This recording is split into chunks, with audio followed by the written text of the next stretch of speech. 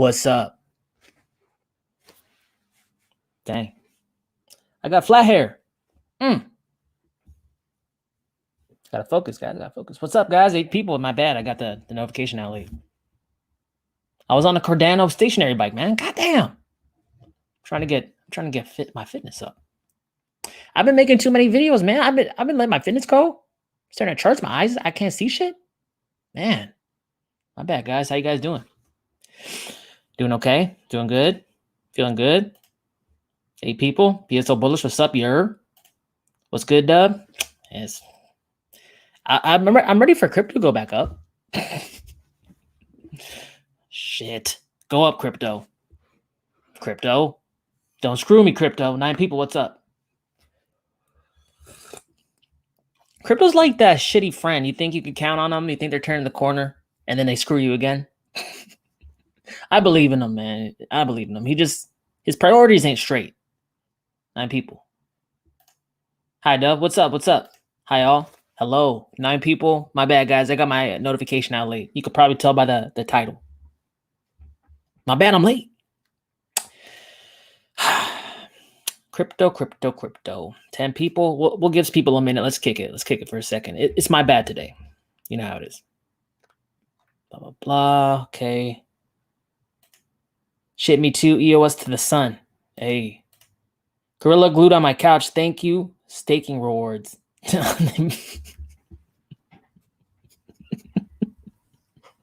Moon time. Hey, what's up? Who else we got here? Nada much. Okay, well while I'm waiting for peeps, let me show my shit. I got an Ethernet cable today, so I'm not sure what that means, but hopefully it works out. Let me share this. Sharing's caring. So I hear. You guys don't follow me? Follow me on Twitter. Twitter handle is right here. Dubdigital with 2 U's. Link to the merch store is right here. Stream schedule's right here. I'm usually on point with it. Just a couple of last weeks, it's been doing freaking business taxes. I'm starting to try to get my crypto tax together too. Confusing as shit, man. I'd be like, what the? So my bad. A little off my game. I also tweet out stuff like, coins that I like. I follow, I share here. I do shorts. I tweet out my timestamps for my long streams and shit for you guys who have no attention span at all. I know you guys are out there. Shout out to my people with no attention spans. I'm not going to forget about you, man. I'm trying to bring as many people as I can. 14 people, what's up? And then I got Odyssey. My bad. Analytics, no. I don't want people to see my analytics. 72 people. I've had 70 followers here for the longest time. So I got 2 more. That's tight. This is a decentralized video sharing platform. Uncensorable.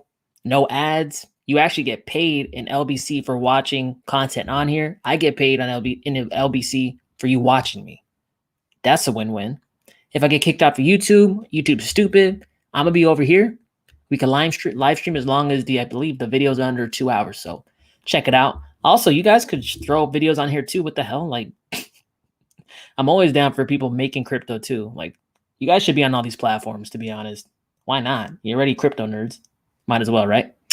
And then lastly, yeah. So this is a new one, app.letsgo.finance. I just did an interview with the CEO and founder of Let's Go Finance, which is a decentralized content creation monetization platform or whatever like that.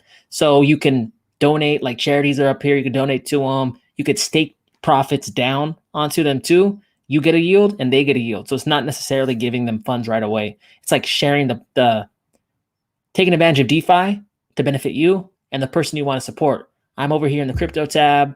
Check me out.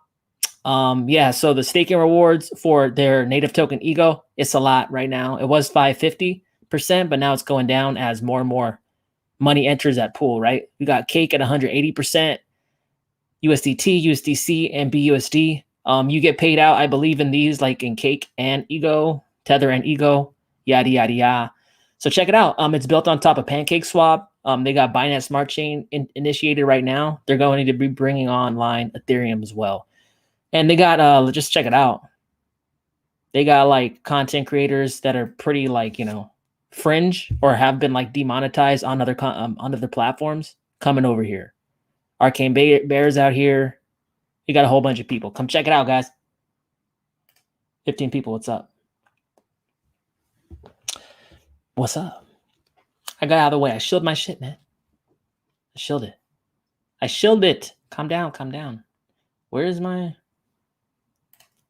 And I'm just going to do this one last thing. Get out of you guys' face, and I'll stop screwing you guys around. How about that? It'll be over. 18 people. Link to my merch store. Go check it out if you want. Here's my little pre-recorded. Before we get to that good, allow me to shield myself. Want to wear the freshest crypto merchandise offered on the internet? Make sure to come visit the Dubdigital merch store. Link can be found in the pinned comment below. Cool. Here's actually... Oh, shit. Here's actually my stuff. Updated designs. Diamond hands. Wolfpack. Got the onesie. Blue and pink, man. I look out for the little kids, you know. And then I got the Moon Squad. Moon Squad's hot. 17 people. What's good? It's done. It's done. Okay. Man, September's been shitty as hell. August was shitty.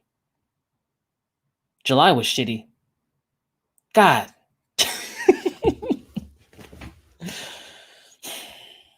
I came into crypto with the best intentions, man. But you know what they say? The road to hell's paved with good, like bad intentions or good intentions. I don't know. Whatever they say. It's been a long road, guys. We're going to get into macro charts. This is Crypto and Coffee. We just go over like the macro picture, go over coins. We take it where we want to take it. But, let's do a little debrief. It's been a couple shitty months for crypto. Yeah, I know. It sucks. No one's got more writing on this than me. Cheers. Damn. My stomach be hurting sometimes. But, we're going to look at the Bitcoin price, Bitcoin's direction. We understand where Bitcoin's going. We should know where the overall cryptocurrency market's going to go. We understand the market cycles, a 4-year cycle video. I've been just kind of laying it out for you guys, to show you why I think the way I think, why I have such conviction in the way I think. Just look at the inflationary environment happening all over the world. No tapering. There's a lot of tapering talk. Hasn't happened. They job own a lot. Do the opposite. Wall Street knows that. Look, man, I really don't see how in a time when they got to prop it up, assets drop down like that, at least for any meaningful amount of time. Now, will we have a flash? I don't freaking know. But what I'm saying to you is this. September has usually been, since looking at past cycles, choppy, but October, November, December has been pretty promising. I've heard that echoed all over the cryptoverse. We'll look at the charts, but damn. Since May, everyone was killing it in May. Everyone loved it in May. Going up, throwing up dollars and shit. June, July, August, September. We've been going down and down underneath the 6 all-time highs for about 4 months.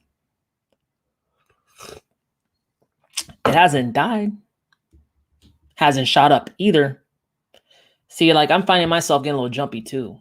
Just looking at how I feel, mentally, I'm getting a little jumpy. We'll have to see, guys. We'll have to see. Not saying I'm bearish. I'm just getting tired of this shit. I want number go up. You know what I'm saying? All right. I'll stop blabbing. Lifestyle, what's up? What's good? Nothing much, man. Harmony 1 should be a banger next year. Next year? It's banging now, man. Banging. Mr. Dub, long time no see. I need a valuable opinion on Orchid. Do you think they manipulate the price considering how OXT is held by the team and etc.? Peace, though. Nah. There's my technical answer for you. Nah. I mean, look, I hear this a lot with a lot of coins, not just Orchid, and not picking on you. It's just a sentiment I've heard echo a lot. Whenever a coin is kind of stagnant, not doing what people expect it to do or want it to do, the whole thing of, oh, it's manipulated comes up. Well, damn, guys, I hate to tell you this, but a lot of shit's manipulated in life. Like silver, gold manipulated, stocks are manipulated, futures are manipulated, crypto's manipulated. Like, so let's just admit that right off the bat. Crypto is a largely unregulated market, which means a lot of the things that would get struck down by SEC will, if you're the wrong kind of person, if you're a friend, they won't say nothing. But you know what I'm saying? People play a whole bunch of games with crypto. Now, is it the founders like manipulating to the downside? Why would they do that? Or are you talking about like they're pumping the price on people? Why would they do that? Orchid isn't a hope, wish, and a prayer. It's a working product. It's all up on the iOS App Store. Decentralized VPN. You know what I'm saying? Roger Ver, but like electric coin company, Zcash. Zcash is like a bona fide project with a lot of OG backers in it. Roger Ver being one of the first investors, right? So I can't really say that like Orchid's shady in that way. One, I can understand if they didn't have a product that's working up and running. It was just like a white paper or something. Okay. But like, what would be their benefit of doing that? You know what I'm saying? I don't think so. That's my take on it. I just look at like, what are the incentives? When you ever have that thought, like, what would they gain from that? People say that about XRP too. You know, people have always said that about XRP. Then XRP went up 120% in 2017. Manipulating it, there's manipulation everywhere, to be quite honest. But I don't think it's like an ill intent from their team now. That's just me though. 17 people, what's up? Dodd and Adam hovering around 33, always a good sign. 33. You know what that is? I'm not telling you. You got to figure that out on your own. 16 people. All right. CTX double since last told you about it. Dope. That's what I meant by being dissuaded by peaking chart. What important is the volume changes and low cap. What's important is volume changes and low market cap value. Yeah, but I mean, that's not the only like indicator though. Because a lot of times like volume is lagging, especially on charts. Sometimes like the volume like impulse comes after the chart like starts moving up. You know what I'm saying? I've been caught plenty of times volume doesn't come through as well and the chart dips, right? It's just more understanding like when I make plays like that and like, look, man, I'm not saying like it was a bad thing to do. It's just not something I wanted to do. We all got like prerogatives. But at the end of the day, it's like, look, you got to understand the overall market sentiment, like the environment. Is it summer or is it winter? If it's winter and you're making plays like that, like the contingent on continuing volume coming through, then like the probability of it going down is greater than it going up. If it's summer or spring, you know, like in terms of seasonality of investing, then the probability is probably going to go up. That's why I like to follow market cap and market cap charts, because it follows the cyclicality. Y'all know what I'm saying, of when the money is going to be in a space. So like when more money is in a space, a coin can flourish more. We're seeing some alts popping off. We might as well just go down coin market cap. That'd be fun. I can't believe it. Damn, man. I've done that cardio before. I'm a little sweaty, man. Okay. Where that? All right, right here. CTX. We'll look at CTX. We'll look at Adam. Shit, which one was it? Which one? This one. This one? I think so. I don't know. That's tight. I don't even know which one it is. My bad, man. I forgot. I should know. I should have remembered. That's good, man. Much props. Cosmos, $32. 32.5. Yeah, you know, I like this like little roundy dip thing. I'd expect it to come back down and touch. But yeah, that's dope. Cosmos, Adam, I got a good video on it. Or two, or maybe one.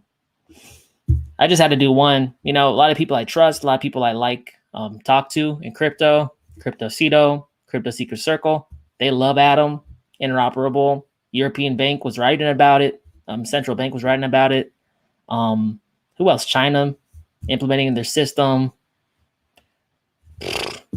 If you know, like I'm like thinking like, okay, we're starting to watch smaller alts overtake their cyclical all-time high now. We saw the big ones take off, right? We saw like ADA. What's it doing?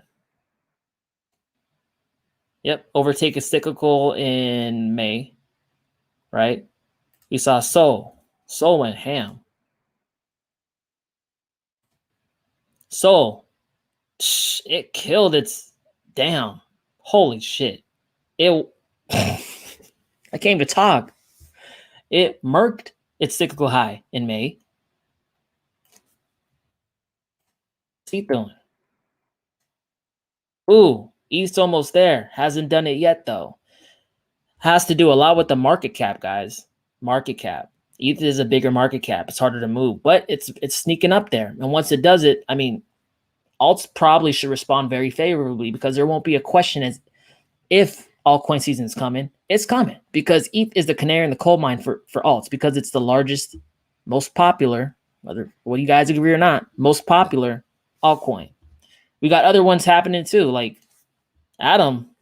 It's entering 15 people. It's up. It just overtook. We have more and more altcoins overtaking their cyclical all-time high they set in May. That's when the altcoin market cap was higher than it's ever been, 1.5 trillion. You know what I'm saying? Let's go ahead and jump. Let's go out of like sequence a little bit. I'm already on the subject. Might as well talk about it. 17 people. What's good? Yeah, let me get this fib out the way. Don't matter no more. Don't matter no more. All right. You guys know I've been saying that this drop right here is reminiscent of this drop right here that happened in June, May and July of 2017.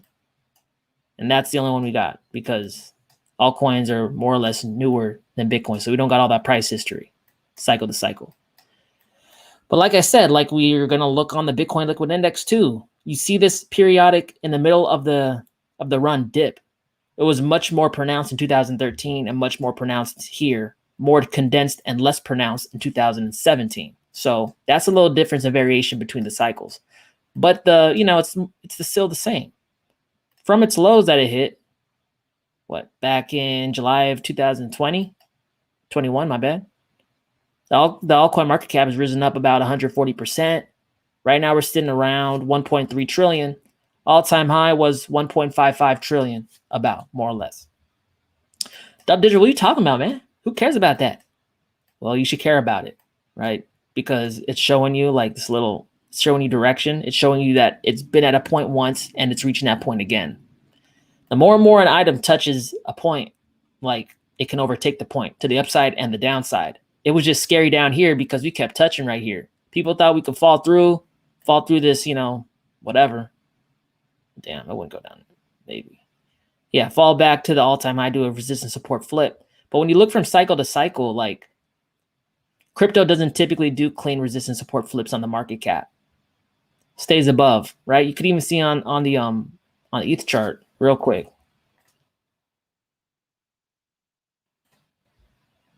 It never did. Well, I guess okay. Maybe there's a case for that. Okay, shut up, Dubdigital. You know what you're talking about. But you know what I'm saying on the market cap, I don't really see that. On the Bitcoin chart, I don't see it. And now we're coming back up here. I'm expecting some chop though. Like we're not going to get above that cyclical all-time high super, super easy. That's my thought because, nothing's freaking easy in crypto, man. Let's be real. Nothing's easy in crypto. But you know what I'm saying? We haven't even entered October, November, December. These are the time frames I'm expecting us to overtake the all-time high and do our last final impulse up to close out the 4-year cycle. I mean, my financial plan rides on this shit. So, fingers crossed. Let's get it. 14 people, what's good?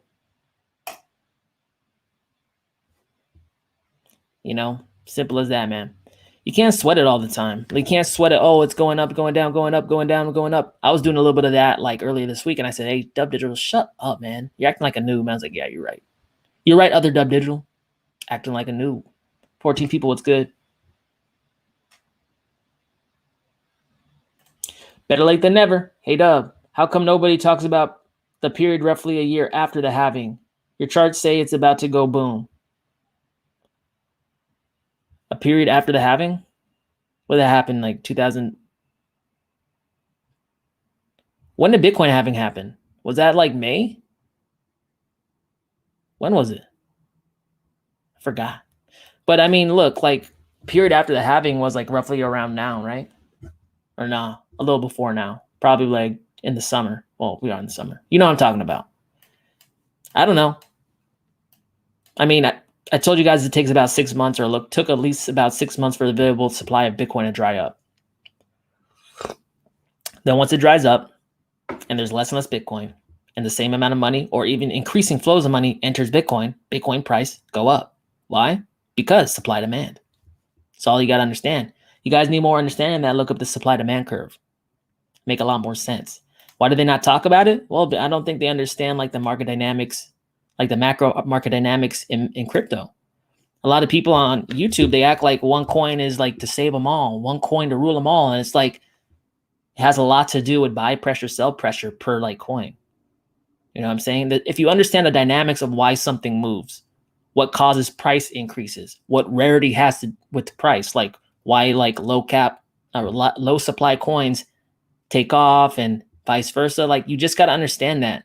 Understand why things move, not what's the next banger, this and that. No, focus on this is happening because of X. And once you understand and like be able to like peel back the layers as to the inner mechanics and the inner workings of price action, you can think a lot of this stuff through. But a year after the halving, I mean, I don't know if that time point has that much to do with significance other than like there just being less Bitcoin in general. Yeah. A year, 2, 3 years after the halving, hey, there's just a lot of less to go around. And whenever there's a lot less and the demand stays constant, so price go up. You know, if you heard that in 2013 about Bitcoin, you understand that over time there'd be less, and this, you know, is a bona fide form of money, then you would still be correct. That's called a macro thesis. Understanding the inner working as to why something is probable or even inevitable. 19 people, what's up? What's good, homie? Nobody, never too late, because fun part about to pop off. I freaking hope so, man. God damn it. Guys, I'm just going to tell you, we all have, even me, we all have tough moments, right? Like, I'm not going to sit here and be like, oh, yeah, like, this is easy and this and that, and you're a noob if you don't. Everyone stresses, man. Just to be completely human, everyone stresses. We all got financial obligations. We all got responsibilities.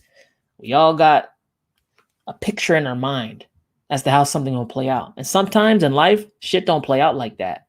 Or it might not look exactly the same, but it rhymes in a different way. But one of the key elements in investing, and I don't care how many move averages, how many indicators, who you studied under, there's an element of faith required. The reason you do this understanding of market dynamics, the reason you learn why something moves, not just want a result, but understand why it moves, is because it gives you a better understanding when you have these times of uncertainty that aren't like, won't maybe come, they will come, and they'll come again and again and again. If you don't have the understanding, you're going to fold the cards when things get hard. And that's what most people in crypto do because they don't do that legwork. You guys are different, 21 people. But I'll tell you what, I've been having a little uncertainty. That's normal shit. You know what I'm saying? Then I slapped myself and I said, what the hell, Dubdigital? You said October. And I said, yeah. Looked at some of my videos. I was like, 4-year cycle. Yeah, that's why I made this video. So I could slap myself when I need it. You know? Hey, some of these videos are just as much for me as they are for you. You know what I'm saying? But that's the thing. We're going to go on this journey together. We're going to see it through. Because October's coming. End of the year's coming. Altcoins are popping off. They're still popping off. Bitcoin hasn't fell down to death. And the more I looked at all these data points through my uncertainty, I'll say, yeah. Yeah, we're on track. I'm just trying to be a little real with you guys. Because I know you guys be having that, right? Be thinking about that shit, laying up in bed at night, fetal position, rocking back and forth, saying, what happens if what if this, what if butts, candies, nuts, man? We came this far. We came this far. What up, brother Dub? What up, man? How you been? Dad Master, yo, what's good? Oh yeah, guys. FYI, at like 20 minutes, Sneaky Vampire Syndicate, that NFT project that Dad Master put us onto, minting is today. It's actually like in 20 minutes. I think the minting price is like 0.08 ETH, which is about $270 right now. So there's only 8,888 vampires to be released. The one cool thing about that project that I found out was that they're going to create a layer, which is going to be a metaverse where only people who own the NFT can actually go in and participate and actually play that video game, which is tight. They're also doing like airdrops of like their companions, I believe, which are bats, merch, so on and so forth. And I think there's going to be like a second gen. I don't know in terms of all that roadmap, but I think that's a pretty unique use case. I haven't heard too much on NFTs where it's actually like playable and interactable. So that's cool. Check it out. 25 people, what's up? Raven Coin having his January 3rd anniversary of the Genesis block. I think this is why Raven bags are lagging. Hey man, I picked up some Raven out of like nowhere, and I've been freaking happy with Raven Coin. I didn't have no like high hopes on it, to be honest. But like, it's not bad. It's not bad. Look a little loopy action. You know what I'm saying? A little whoop, whoop. Whoop, whoop. I like that. We'll see, man. I mean, then, once that halving happens, though, there's always going to be like some time before available supply dries up. But the one thing I think that might pump Raven to the moon is that its connection to STOs, or security token offerings, which is the compliant form. Say like a stock wanted to make a decentralized version of their stock. That's a security. They have to register with the SEC. That's a security. They're like compliant and shit. So Ravencoin's doing that. Polymath's doing that. There's a couple other projects doing that. I've been noticing a lot of the projects in the niche of STOs starting to heat up too. So, hey, I'd love a perfect storm to be coming to RBN. Papa could use a brand new big bag. What's up, brother Dub? Nothing much. SVS is launching in 40 minutes, 10 a.m. Pacific Standard Time. Yeah. He right. SVG. Damn. Hold up. Let me pull it up for you guys. Right here, Twitter, at SVS NFT. Sneaky Vampire Syndicate. Hey, Dad Master, wasn't this made by the people that made like, not CryptoPunks? What was it? Bored Apes or whatever? They're made by somebody pretty reputable. They have a big following too. They haven't even minted yet. Yeah. Here's a limited supply. There's a Discord. There's a Twitter. And check it out. There's a freaking 20-minute, 2 hours? I don't know. I can't read time either. God, I can't read in general, man. But look, about like 0.080. Not bad. And like, I think the base amount for them was like, let's check it out in OpenSea. So you're spending like $300 and the floor price is 1.575 ETH. So there's a private sale of these and they're selling for no less than 1.75 ETH. Not saying that that's going to happen when you buy yours, but it's a good indication of how bullish people are on this project. Not financial advice though.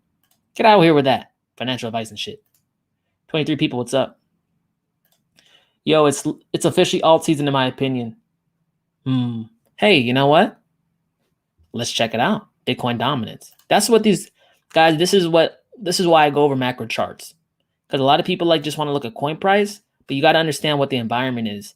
You could take a lot more, when you want to be like risky, like should I be risky right now? Should I play it safe right now? You got to understand the layout and the environment. This is what these macro charts are for. They're not necessarily focusing on one coin, but it gives you insight as to how bullish or how bearish the environment is in general. So you could decide if you want to be more aggressive or not. We're going to check it out. Bitcoin dominance.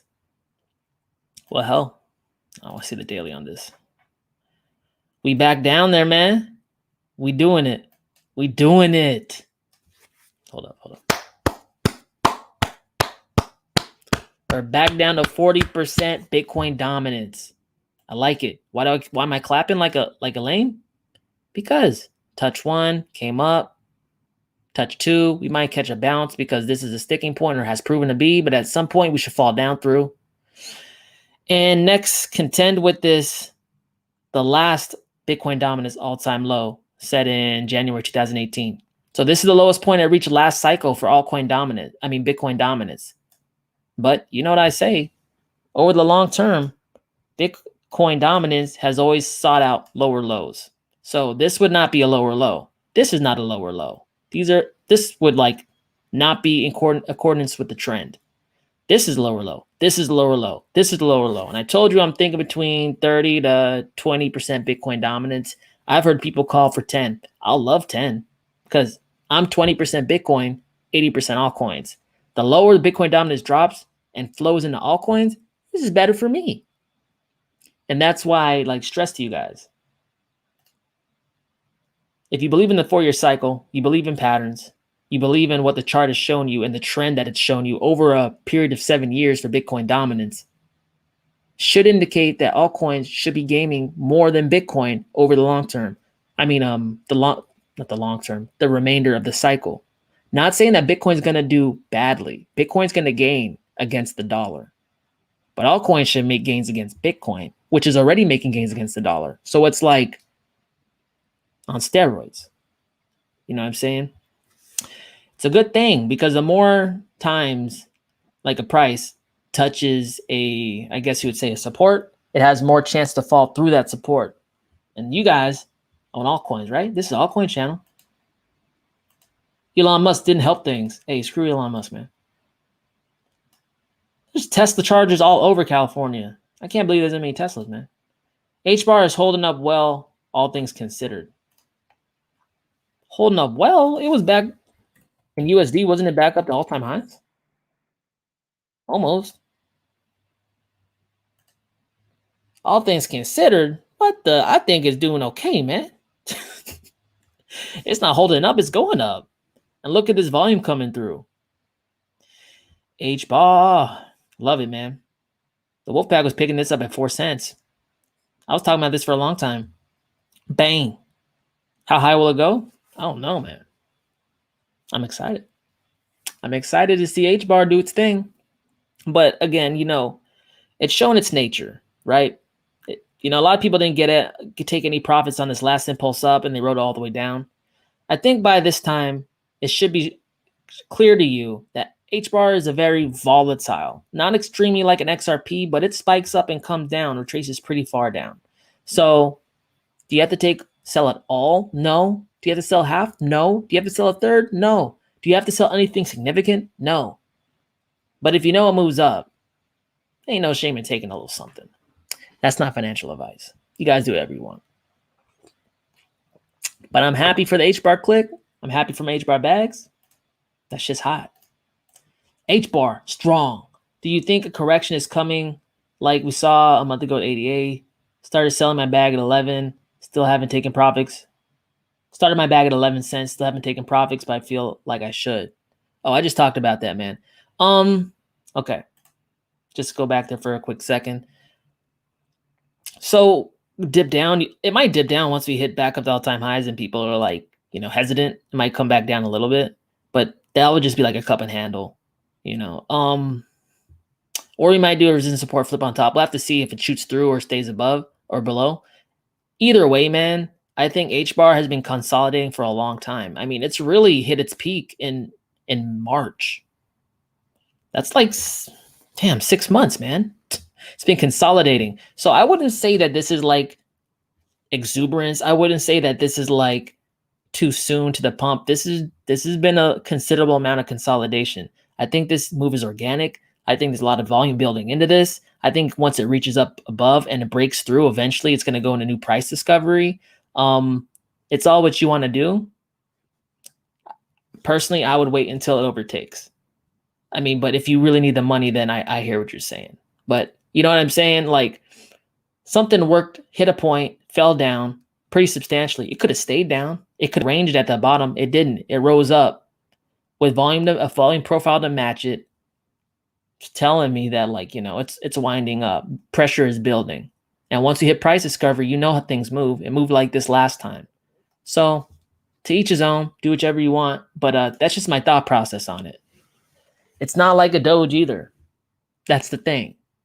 Dubdigital, like, why are you not like bullish about this with Doge and Shibin? Because those don't have the same fundamentals an HBAR has. This is why we do the digging. You know it's a good project. You know it has solid partners. There's substance behind it. It got good bones. You see the good volume come through with the price rise. It got good bones.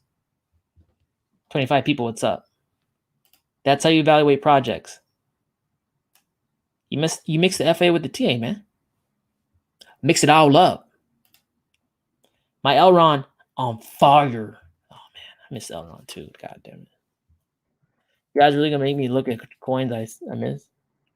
I love doing that shit. 27 people, what's up? Holy sh! Oh my god.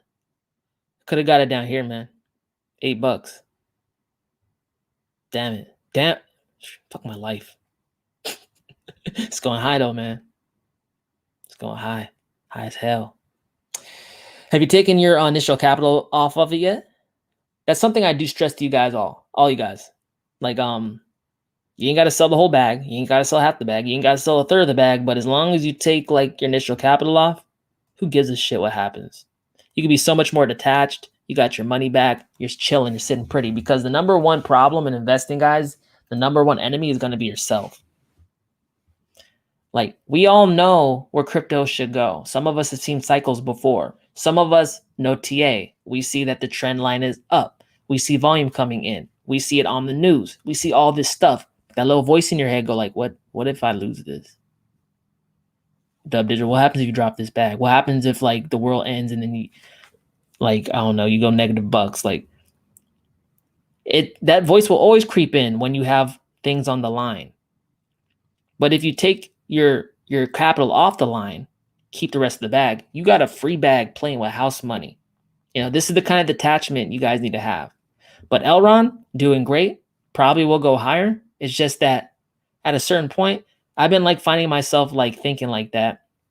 And what helps me is to remove my initial capital.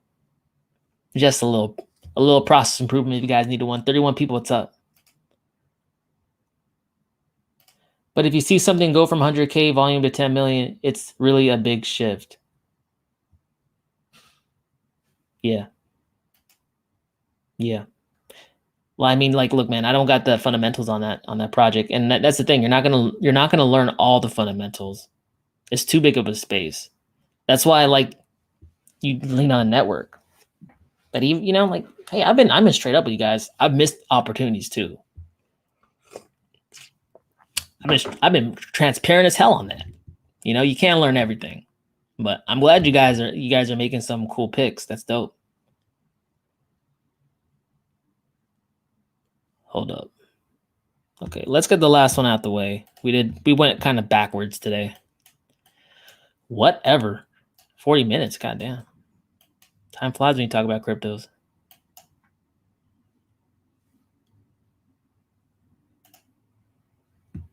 Damn. Look at the Bitcoin chart go up. Check this out, guys. Well, you can't really see it. My bad. Okay, whatever. Take this volume out here. We don't care about this. Bitcoin moving up, moved down a little bit, right? So right now, we're seeing Bitcoin dropping. It's at 45,000. And we're seeing altcoins popping off. Certain ones. It started with the few.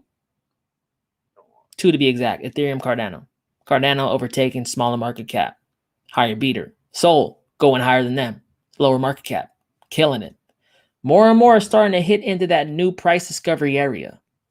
See, that's the thing. Notice that trend. Bitcoin's not just like leaving everything in the dust. Doing. Everything's like stagnating like it was. That was early on in the cycle. That's this part of the cycle where people think the Bitcoin maxis are like, ha, idiots. Bitcoin for life, idiots. But then Ethereum starts catching up. And then ETH people are like, oh, you guys are dumb. Ethereum for life. Now there's more and more altcoins popping off.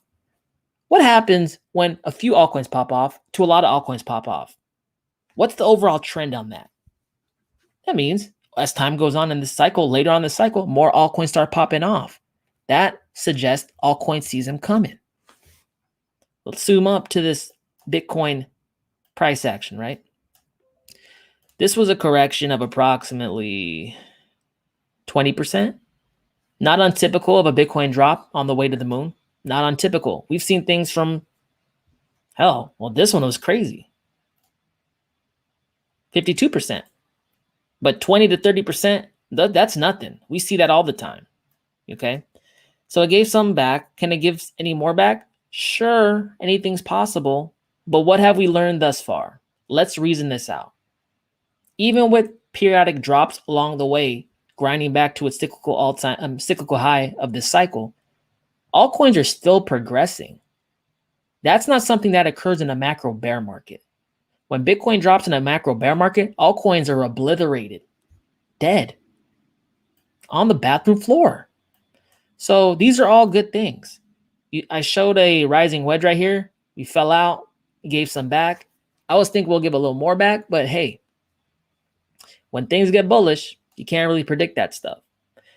But as time elapses, we're getting closer and closer to October, November, December.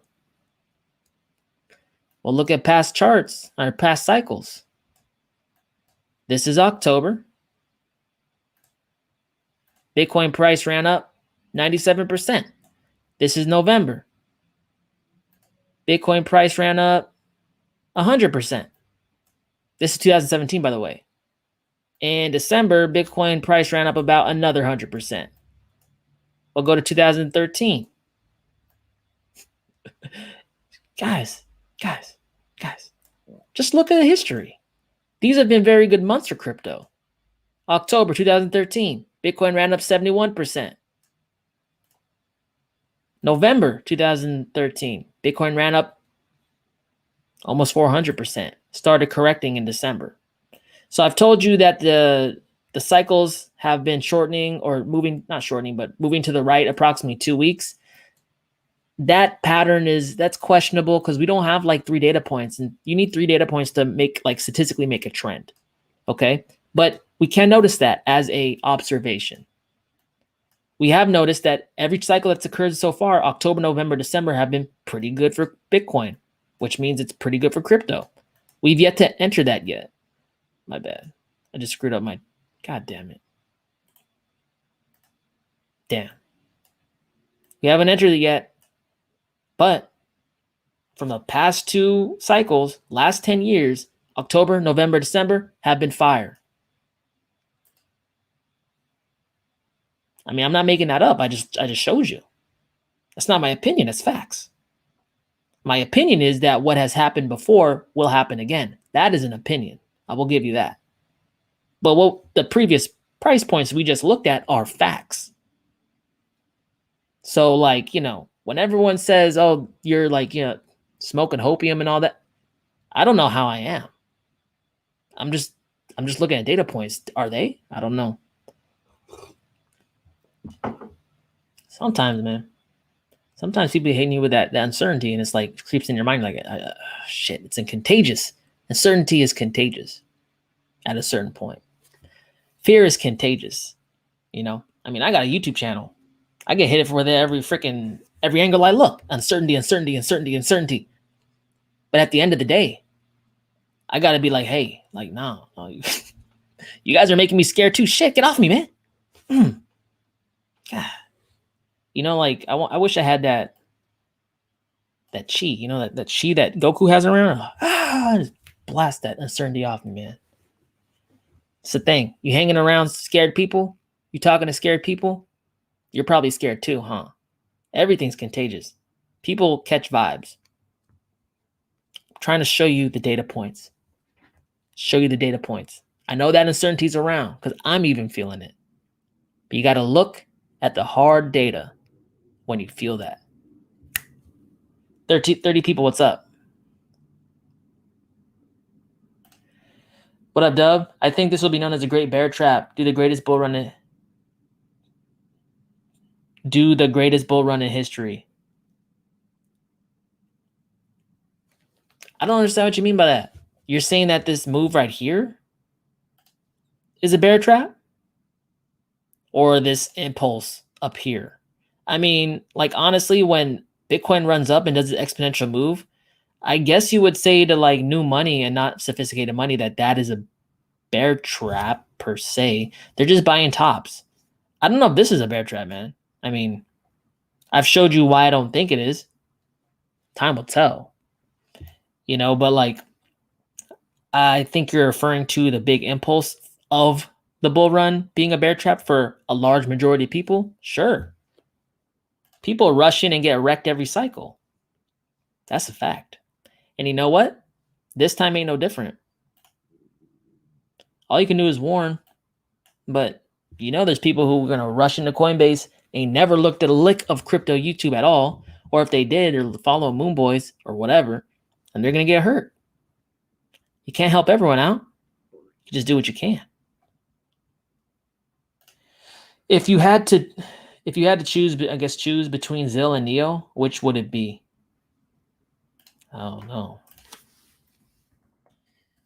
I mean, they're all kind of like attractive for different reasons. ZIL, obviously, huge runner before. This looks a lot like the V chart, to be honest. This like how fast the snapback, and this whole part, this recovery looks like VeChain for sure. Let's see. I haven't looked at Neo in a long ass time. You guys don't know, Neo in 2017 was known as the Chinese Ethereum. You guys know the Chinese like to make their own like apps and their own everything. Neo's trying to be that Ethereum for China. Honestly, I would like ZIL better. Honestly. Volume's not as impressive. Then snapback is hard. ZIL is just a big name already. Like, everyone knows ZIL from 2020. This shit started running up like early on. Well, no, late 2020, never really stopped. Peaked out in May. And like a lot of coins, they started running in 2021. ZIL started running in 2020. So it ran longer. Came back. Yeah, I would pick ZIL. But that's just like me, technically. As far as like the fundamentals are concerned, I don't really follow the fundamentals on those coins, just to be transparent. Shill them tokens, boys. Shill them up. Considering my LXT question, they make tens on millions, and after what happens, kind of good reason. You're talking about the founders? I mean, if you don't like OXT, you could drop OXT. It's just that they're not the only team with an allocation. They're not the only project with the treasury. They're not the only project with a marketing fund. Like, at a certain point, when are you treating them unfairly in comparison to other projects? Same could be said about XRP. Same could be said about 1,000 coins. It's just that I don't know many crypto coins and projects getting like CNET awards for technology, and not just in blockchain, in other industries as well, like computer chips and medicine. We'll just say medicine. So like, hey, I'm not too worried about OXT. I'm not. They got like legitimate people associated with them. But hey, y'all could drop it if you want to. 26 people, what's up? Dia.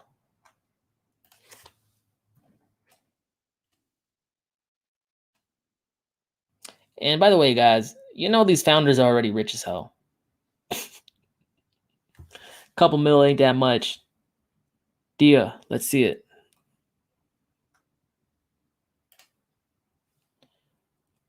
Alrighty.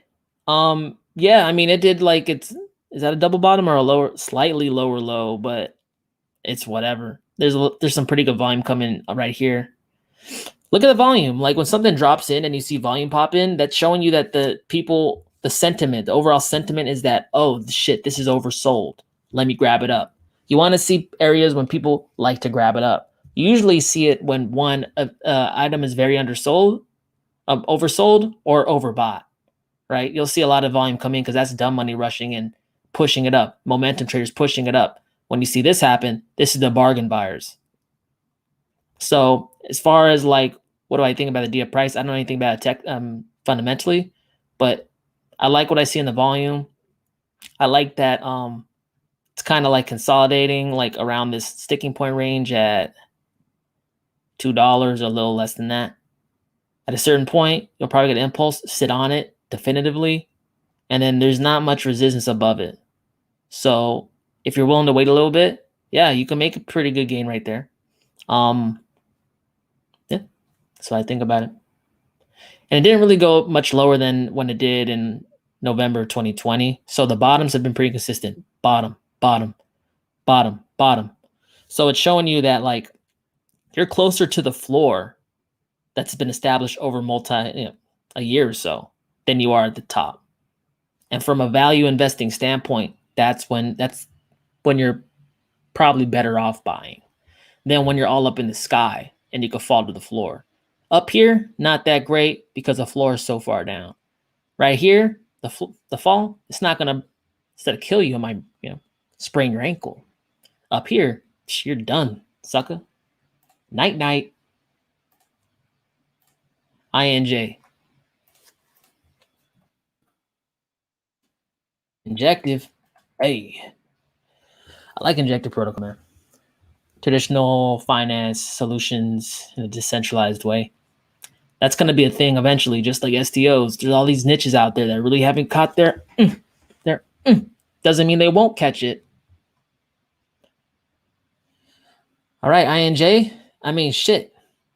This is the most consistent freaking volume I've ever seen in my life, unless CoinMarketCap's fucking with me. And sometimes they fuck with me. That's on the day, though. So, with that said, same thing, kind of, man. Like, it finally broke above, like, this $11 area that we were hitting in May. It dropped really hard, bounced up, double topped at this 11, which means that became, like, a resistance. I wish I had, like, a line so I could show you guys. Dipped down, impulsed up, came over the 11, and almost pretty much sat on it. Like, it pretty much sat on it. And now it's staying above. Tried it down again, sat on the line again. So this thing's in a resistance support flip. That's good, right? Because the next move up, once it gets above like this like local high that is set, about $15, should get you right around, 17, 18 bucks again. So going from 12 to 17, not a bad play, especially when you did a resistance support. And you can't really say that this was like too quick. This shit happened over, 4 months? It's pretty good consolidation. Almost to the double bottom, like slightly lower low, but that's all good. Double bottom right here. Hey, if you're looking for perhaps maybe not the most like explosive gain, but you want to find a good place to pick assets up, see, that's what I like to do. I don't necessarily look for the highest beater. I'm looking for, okay, what can I buy in where I'm less likely to get hurt, but there's upside potential? I'm all about like risk mitigating. Double bottoms, very, very good to look for. Showing you that, where's this floor? Where is like the worst case scenario? Where could it be? Then I see where's the price in relation to that worst case scenario. Okay, it's not that bad, which means even if I get this whole shit wrong, I'm not looking to get neutered. I'm looking to get maybe a sprained ankle, like I said before. Injective, it also got, a good use case. I like injective protocol. I talked about it on the, what was it? I think they partner with FTM. Is FTM? They partner with Unilend. And they're working on doing like derivative functions and like traditional finance things and decentralized stocks and stuff. Injective's looking to do that. 28 people, what's up? Yeah, Injective was another one. I didn't name it with Raven and Polymath. I recently discovered a site called Crypto Bubbles, a cool, different way to check what's going on, in my opinion.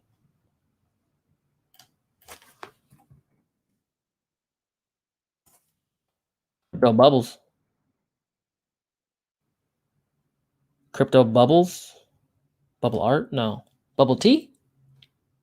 What is it? It's loading, man. I'm a stretch.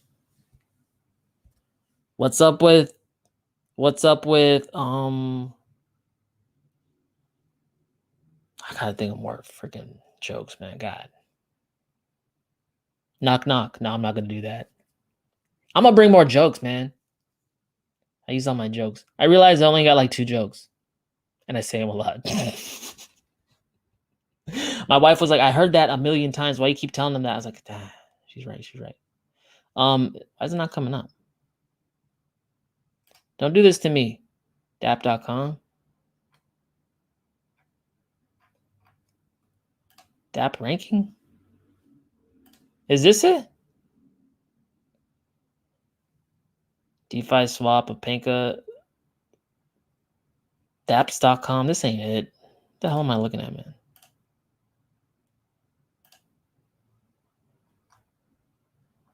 Crypto Bubbles. This one, right? CryptoBubbles.net. I'm losing my patience. I got the Eden in. All right. Lost patience. My bad. We'll check it out later. If you got a token, throw it up. Hey. Dan. Dan's getting it. Dan, you getting rowdy over there, man? Shit. I like it.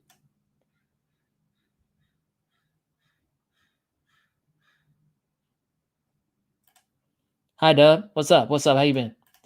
Do you think December, January will be the peak again, same as 4 years ago, or a longer cycle this time? I mean, see, that's the thing. It's like no one's going to be able to give you a definitive answer on that. That's because it hasn't happened yet. A lot of this stuff is like we're trying to do the best what we have on how to predict what's going to come with what's happened before.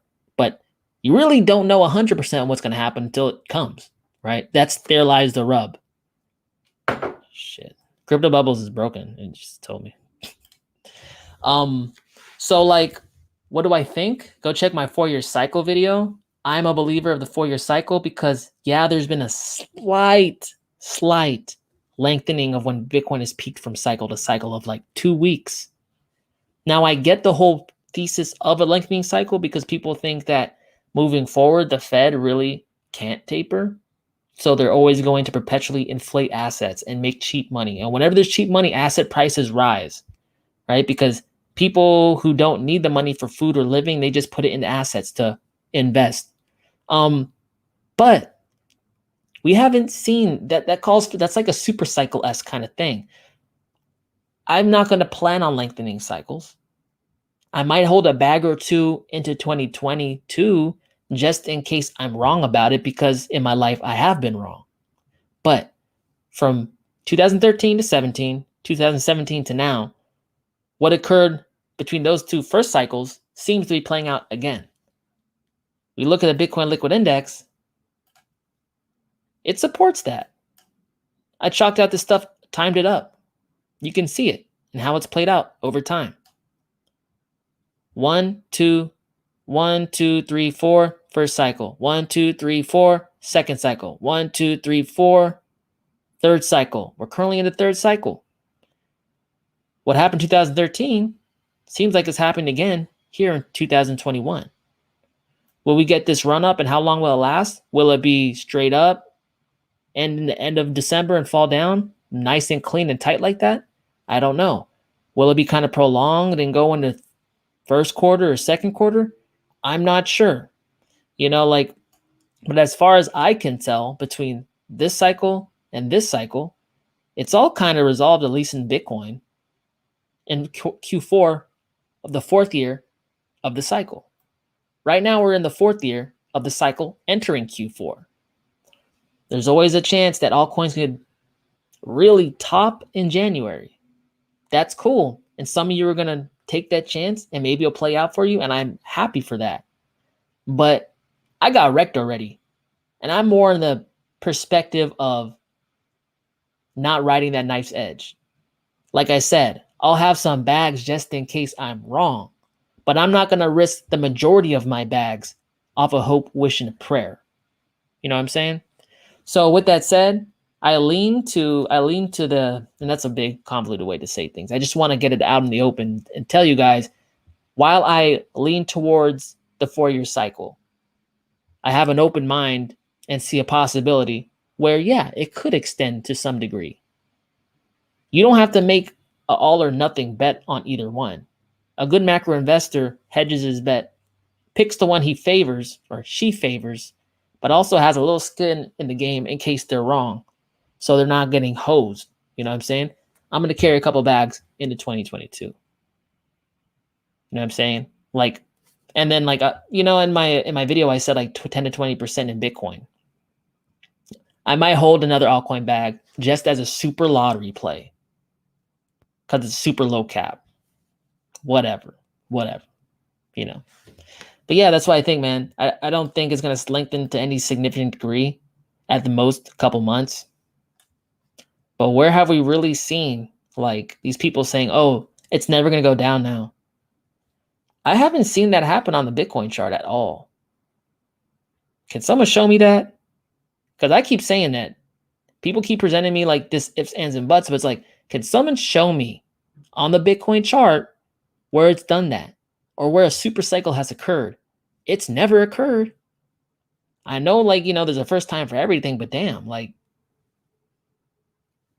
if it's going to happen, why this cycle? Why not next cycle? Why not in 2 cycles? Like, I'm not hearing that kind of rationale. And if people can't present me information that backs up their thesis, it's more or less a guess. And at that point, I might as well take my guess. At least I know and understand why I think the way I think. 27 people, what's up? You know what I'm saying? As a SVS just pushed public sale until 12 p.m. Pacific Standard Time. Yes. I'm gonna try that out, man. I'm gonna try it out, because I'll be done by then. We could all check it out at that point. Yeah, guys. NFTs, don't understand them too much. Dabmaster, he actually started a Dabmaster. You started a channel. Drop your link in the chat. But like, I think you're gonna be going over NFT opportunities, which is tight because that's an area I'm obviously lacking. It's a niche area that the valuation scheme isn't the same as coins at all. It's more abstract. It's more opaque. It's more like art, you know? So like, hey, make sure to check out Dab's channel. Drop it in the chat, man. 29 people, what's up? ETH is gonna have a halving, triple the size of Bitcoin 1 in Q2 in 2022. Well, it's not a halving per se, right? You're referring to the EIP 1559. I did a video on that. It's basically saying like they tried to calculate, someone did. Now, this is some guy's numbers, but they try to calculate what that EIP 1559 burning of the gas fee. Because you guys have noticed that the gas fee scheme has changed a little bit. Instead of like a scaling per the transaction fee, you're getting a will not exceed limit. So basically it's saying the gas price for each transaction won't go over X price, whatever it tells you. That gas fee then gets sent to an address that no one has the key to. So it's essentially burning it because it's locking ETH out of circulation. Some guy tried to calculate what that would do and what that would mean in comparison to Bitcoin halving. He said that it was like 3.5 times bigger like effect on the supply of Ether in comparison to Bitcoin. The only difference is it's like continual. So it's not like a halving that occurs in 2022, unless I'm wrong and I'm misunderstanding you. It's just the continually burning and locking up of every ETH that's used for gas, right? There's no other, I mean, that's what EIP 1559 really implemented. Not sure if there's a halving. I didn't hear that. My brother, hey, what's up? How you been? I'm gonna tag you on Twitter about the Digibyte shiz. Hey, always. DGB. I'm disappearing. How did that happen? 30 people, what's up? Yeah, man. I'm just ready. I'm just ready, man. Like, I'm ready for number to go up. Holy shit. Sometimes, man, Sometimes in life, I just laugh. Like, what am I doing?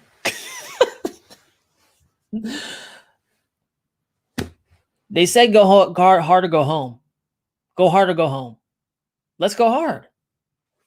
Hopefully one day we can meet up.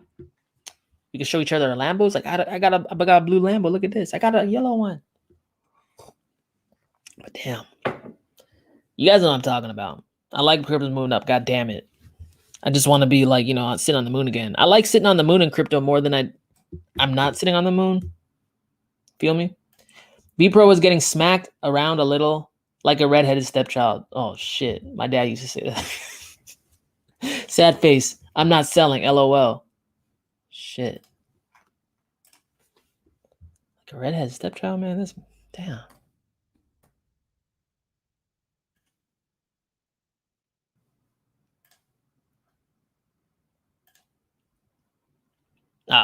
It's not that bad, man. It's not that bad. It's not that bad. B-Pro's okay, man. You're buying it down here. Who cares? You're still like 100% up. It had that squiggly action right here. It had some of that like contention. This area right here sitting around 1 cent or so. Currently a little under 1 cent. It's just trying to find a balance, man, because it had a pretty big impulse, had a big drop. You had big drop and impulse at both ways, right? So like there wasn't much structure built in. And then it kept going up. Now it's trying to find some structure. Now it's trying to build in some structure and some support. Like figure out, okay, where's equilibrium? It's doing that. I think it's going to be okay. I think it's going to be okay. It did come up with ferocity. That shows you though, like people were buying that. People are buying it low. Whenever people buy something low, it's telling you that they think it's oversold. It's a bargain deal. That's what it means. The faster and more like explosive it comes up, someone out there thinks it's a good buy, along with you too. It wasn't just you. So I think it's going to be cool, man. But it is a lower cap. It did impulse up faster. So which means that, and now it's probably some time for other coins to pump. We'll give it time. Let a little more money leak into the market cap. And this thing has shown you like it likes to fly. Look at that shit. What was that? 2 days? Went from 1 to 2 cents in 2 days? 30 people, what's up? Anchor, the name says it all. My smallest bag. Bought as a newbie. Doubt it's a sleeping giant. Maybe it can get some CPR. Anchor. Well, aren't they like simplifying the deployment of nodes? I hate setting up nodes. Nodes suck. So it's not doing bad. It's working up. It's moving up. 10 cents. All-time high was around 20 cents. Hey, I think it's going to do okay. It's on Coinbase, right? Pretty sure. Everything's on freaking Coinbase now, except Digibyte. I love you guys. Yeah, it's on Coinbase. I don't think it needs CPR. I think it's going to come back. I mean, one, it's 10 cents on Coinbase. So whenever noobs show up, hello, It started falling out though. May, topped out in March, started running up February. I don't see any I can't really say I see any visible fractals right here. But this grinding, moving to the upside, it broke out of this rising channel. Might come back down, sit on the channel, especially because, you had a bounce right here at about 11 cents. Probably make this a good floor. It's building in some basing right here with this gyration. Let it do its thing. Step up, come back down. Then, you'll probably have a pretty significant impulse up. When will that happen? Later on, when smaller alts start popping off. Right now, we got some of the big and mids taking off right now. Everything's cyclical. Think of the liquidity in crypto like liquid, like water, right? You pour water down, I don't know, pour it down a mountain, right? It rolls down. Right? Think of the altcoin sectors like villages, like first one, large cap, second one, mid, bottom, small. Obviously, the large is higher up in altitude. They get that water first, then it rolls down. That water gets sucked up in the ground in some of that first village, but then it goes down and it hits the mids. And the bottom. Like it's gravity. Makes sense? I don't know. I don't know.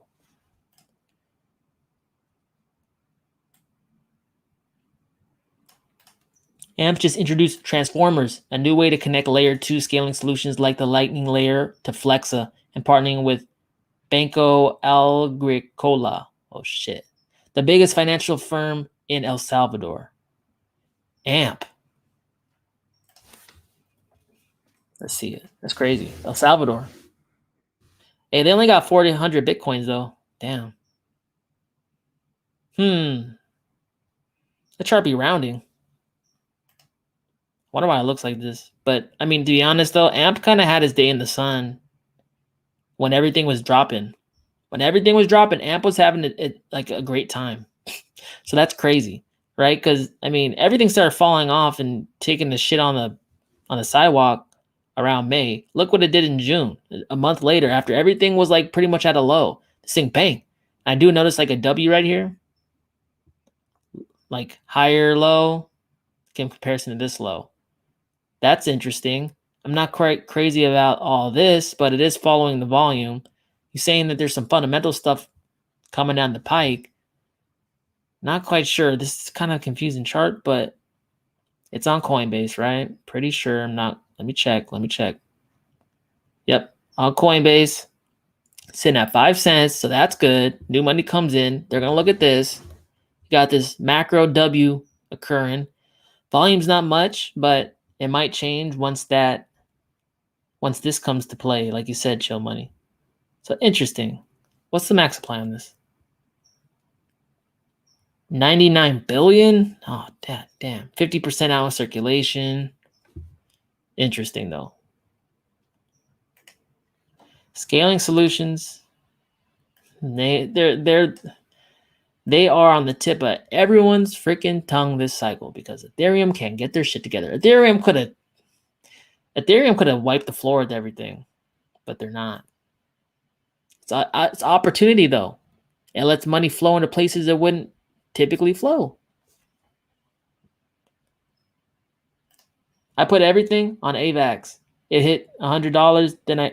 If it hits $100, then I quit my day job and go loco. Hey, it's not all what it was cracked up to be. Oh shit. AVAX, let's see. Avalanche. When'd you get in? If you got in like at $2, $3, that's not bad. It's not bad at all. All-time high was almost $60. It's overtaken. Now it's coming back down a little bit. Maybe sit on that 60, maybe dip a little below. We'll do a cup and handle. Well, there's no cup. Well, I guess this would have been a cup. It didn't cup and handle. So we'll do resistance support flip, maybe. But it's in price discovery right now, as far as I can tell. Serious volume. I know WANchain just connected up Avalanche too. You guys know that? I think they built a bridge to Avalanche. So you could actually trade it on WANSwap, I believe now. So check that out. But hey, I'm seeing its name pop up all over the place. I can't say like I was all into the weeds on it before, but I'm seeing it pop up all over the place. It went from $3 in 2020, December 2020. A little over a year later, it's sitting at down $60, $62. So, hey, let's pray. Let's pray that this hits $100. They can go loco. It's always good. It's at 61 though, and that's not even 2x. Well, I mean, it said it was at like $3 in 2020. Is that not true? What's up, Pac? What's up? Oh, I got in at 10 a few months ago. Okay. That's 6x. That's pretty good. It's pretty good. Not the best return, but I mean, it's going into price discovery now. So, I mean, look, I'm saying it's not the best return, like, okay, like, because I'm in crypto. But if you came from any other investment background or industry, they'll say, look at you, like 6x ain't good. 6x is great, but like it's entering price discovery. I don't know why it wouldn't be able to hit 100. Its max supply is 720 million. So that's like, hell, I mean, we just saw Sol do some bullshit and like it's like 500 million, right? Or 400 million supply. This is double it. It's going to price discovery. I don't know why it wouldn't, but hey, that's not financial advice. Shane, $10. Thanks, man. Appreciate you supporting the channel. Never ask for your money. Doesn't mean I don't appreciate it. What's up, Dub? Algo and Cardano opinions. Let's see it. Hour 16 in? Damn. I'm a mess today. Look at me. Yeah, haircut. I don't know. Keep it disappearing? Why I keep disappearing? My bad, Shane. I'm drinking that chamomile tea. Maybe that's it. Algorand. Huh. Okay, so I think yeah. Algorand down. You know what? Okay, so from what I can tell on CoinMarketCap, and I know that these charts aren't the greatest all the time, so let's just preface that. But I think that, you know, it dropped from $2.19 in 2019, fell down to about 24 cents. Lowest point was about 14 cents. Finally worked back up there. This is I like this. This is like accumulation, right? Shot up, impulsed up quick to where it dropped off at. Let's zoom up a little bit. Yeah, now it's hitting some resistance right at its highest point, right? Because everyone's looking at it like, nah. It got back to where it was. Let's take profits. Not quite sure. Convinced it's going to overtake. But notice, I think it's starting to break out. Once it breaks out of this, I think it can go pretty high. Because I've seen this on a couple patterns. I've seen this on like Uniswap, drops on the scene, pops up, long accumulation, saw it on Cake, drops on the scene, pops up, long accumulation, works back up to where it dropped off of, then boom. And in actuality, people think these things are failures because they drop down to death right away. But actually speaking, it was just the beginning of its macro move, right? This whole thing wasn't just a disappointment. I know Algorand's been around. There's a lot of believers in it and shit. But when you zoom out and you look at this thing a year later, you see that this dip area wasn't just like, Algorand sucks. It's like, oh, Algorand was just getting started. I think Algorand's a good project. A lot of people love staking it. It's on Coinbase, sitting at $2, $3, $2 to $3. Attractive for noobs to buy. About to break into price discovery. Big volume. Some of the biggest volume ever had come through. Now it's dipping down a little bit. But just think about it on the remainder of the cycle. What happens when something's overtaken its price discovery, entering price discovery? What happens when there's more volume than has ever been in there? What happens when people love staking this thing so they're incentivized not to sell it? So sell pressure is somewhat muted because of that. I don't got to put it all together for you. I could just show you reasons as to why I think it can overtake $2.18. Well, because there's no like freaking technical resistance above it. It's clear skies, blue sky breakout. I think Algorand can do it. I know XRP Army loves that shit too. Cardano, my bad.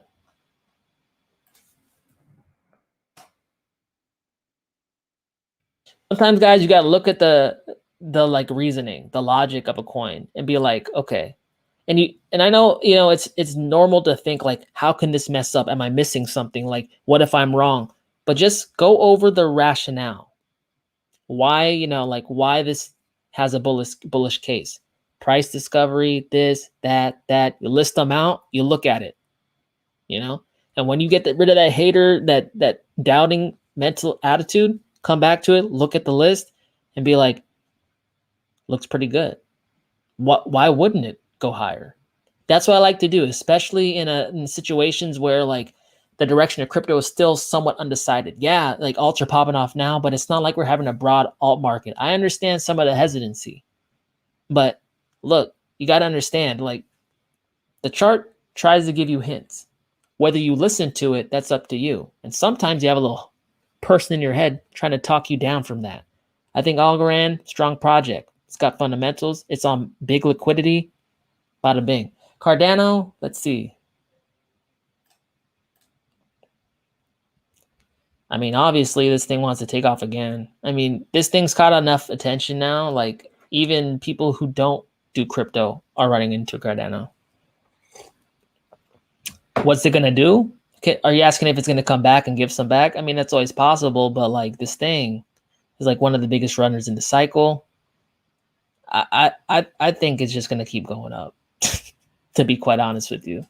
88 is probably going to be a little outlier on this cycle because it's just got that attention. It's got the attention. Like, it went so high up that Noob looked at him like, what is that? What's a Cardano? See, they just want to get in. They just want to make money, just like they want to get on Doge and SHIB. If it reaches a certain point and outperforms cryptos to a certain point, its name gets around. Its branding is in the head of people. You know, I don't see like it's going to crash down significantly. If it does, I think it'll get bought up because there's news waiting to get in. Like, see, that's the thing. It's a self-perpetuating cycle. 29 people, what's up? Lifestyle pulled his profits, dope. I'm all in this space with house money now. Dope. That's dope. Free bags are beautiful. They always are. Any thoughts on Deeper Network and their centralized VPN project? No, I don't even know about that. Deeper Network? Would that be a competitor to Orchid? Ticker DPR. 11 cents. I mean, the chart's not looking that hot. Dropped on the scene first quarter, second quarter, 2021. It's young. It's young. But again, I've seen coins popping off 1,000% like last week looking like this. So we're getting a part of that cycle, guys, where it's getting a little unpredictable. It's getting a little crazy. And at a certain point, I'm expecting a lot of shit to be unpredictable and crazy. It's new. If the VPN niched, maybe it's like a good one to get in early on if you're not exposed to the VPN niche. I'm cool. I'm in Orchid. I'm working a pretty low price, but let's see the fundamentals on this. 10 milli, 6% out in circulation, so there's not a lot of circulating supply. That's interesting. Ethereum contract, market cap is 66 million, so it's pretty early. It's pretty young. Let's read about it. Deeper Network is based out of Silicon Valley, Santa Clara, CA. Hey, what was it? I used to go basketball camp out there. Yeah, whatever. That's besides the point. The technology combines blockchain, network security, and sharing economy to create a global peer-to-peer network that empowers real users of the internet and paves the way for the next generation of the web. Okay. Just want to see the websites. God damn it. More secure, private, and fair internet for everyone. Dope, I like that. Deeper Network combines blockchain, network security, and sharing economy to create a global peer-to-peer network that empowers the real users of the internet and paves the way for the next generation. Okay, I just said that shit. There's a blockchain, there's a network security, sharing economy. Okay. Decentralized private network is a P2P decentralized bandwidth sharing network for bypassing censorship and ensuring privacy. The network is serverless and distributed. The user's data can never be logged, leaked, hacked, or subpoenaed. Each node operator is empowered to both a client and server node. Mining incentives, church. Okay, what else? Okay, they got partners. Like, I like their values and shit, but I want to see partners. Company overview, self-sustaining, secure. Damn. Okay, thank you. Polkadot, Amazon, Consensus. Wow. Kyle Chassé, Master Ventures. Parity, Loop Ring. Okay. Shit. Okay, my bad. Spark.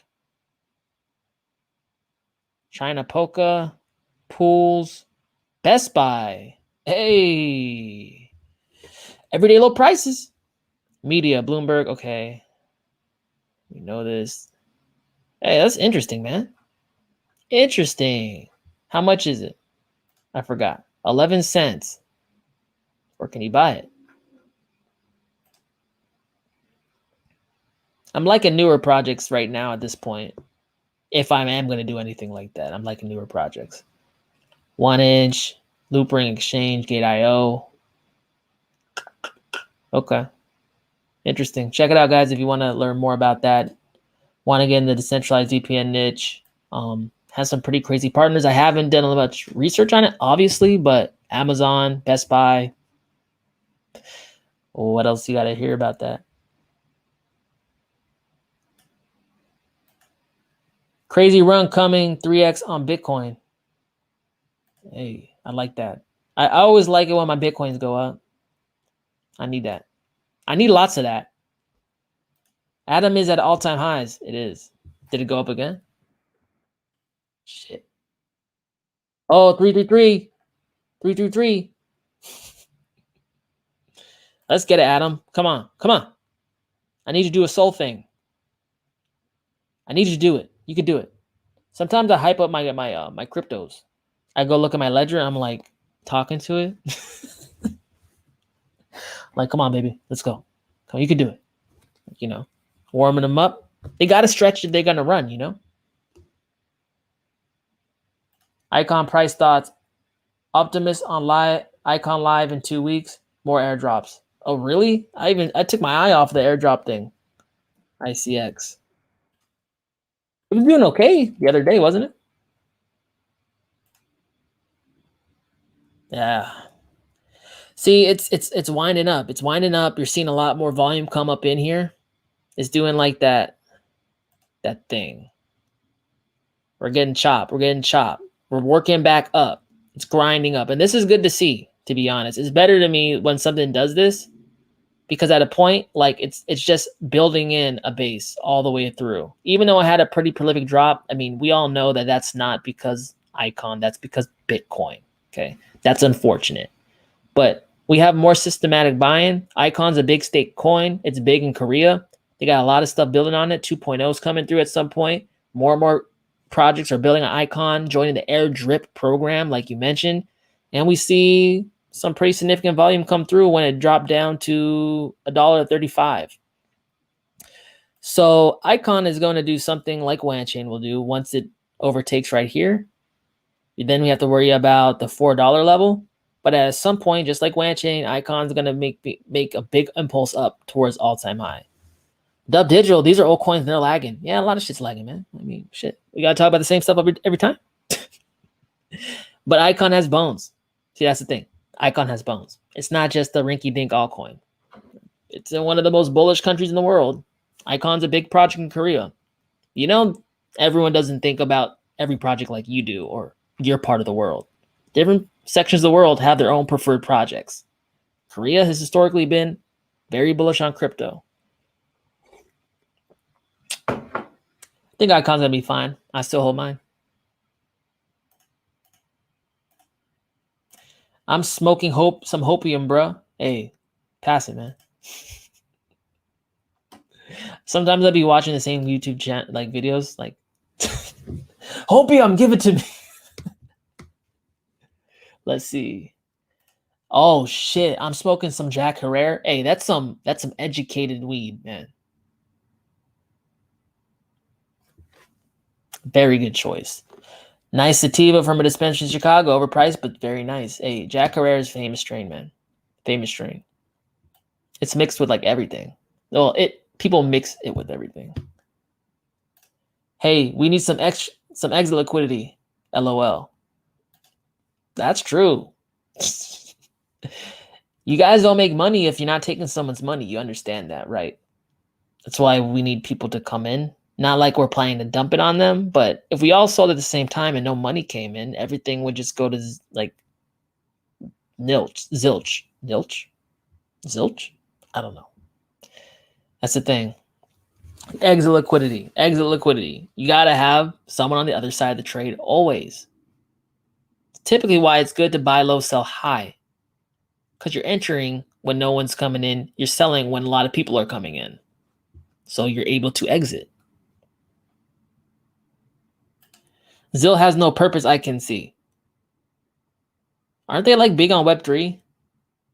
No? Pretty sure like they're a big player in Web3. Maybe I'm wrong. Whatever happened to OXT? Worst coin in crypto? Fernando, come on, man. Stop being so salty, bro. You got salt on, you know? Why is it the worst coin in crypto? Look, this is the thing.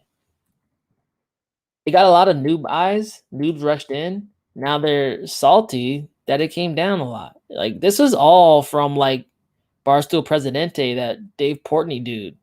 He went in and told all his Robinhood friends, buy this coin. They came in and bought the coin, then it dumped down. Like, is that OXT's problem? Because I'm pretty sure the Winklevoss did that shit. Told him about it. Told him about OXT. He bought that. You know? What I'm saying is this is a big double bottom. I mean, this is double bottom. You know, like this is a big W pattern. I'm going to hold this shit. I don't give a fuck what anyone says. I'm going to hold this shit. I noticed that we had a W right here. The next time this thing takes off, it moves pretty parabolically. This is a long structure. W's are what? Typically accumulation. So if this thing's been accumulating over a year, I just want to be around for what the resolve says. I don't think it's the worst coin in crypto. I think there's a million other coins that are worse off fundamentally than OXT. Like really, you're gonna say that when SHIB is around? You're gonna say that when Baby XRP is around? Come on, man. Not worst coin in crypto. Sub Dub, you're late. I'm late. I've just bought some Tron today. It's moved well, but I should have bought the top. Shake my head. I don't know. Shouldn't have. I've been building up my MITX. It's quiet.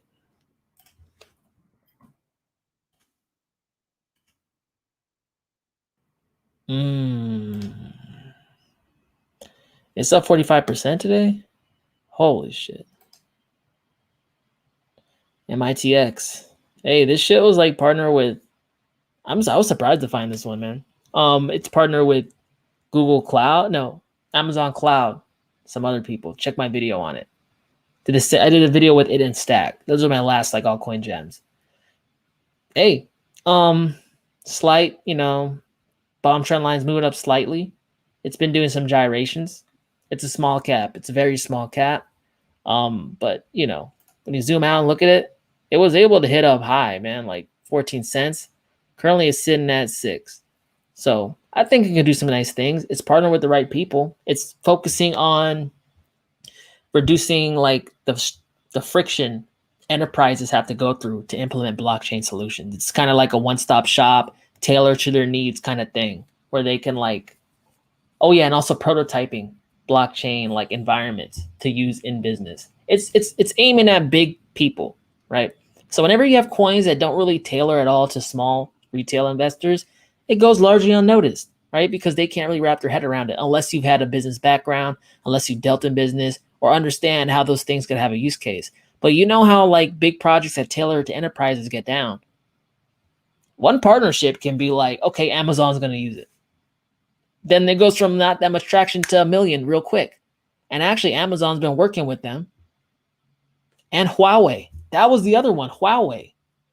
So, hey, that's why it helps to dig into some of these projects. You wouldn't understand that looking at that chart. You wouldn't understand that like seeing its coin market cap rank.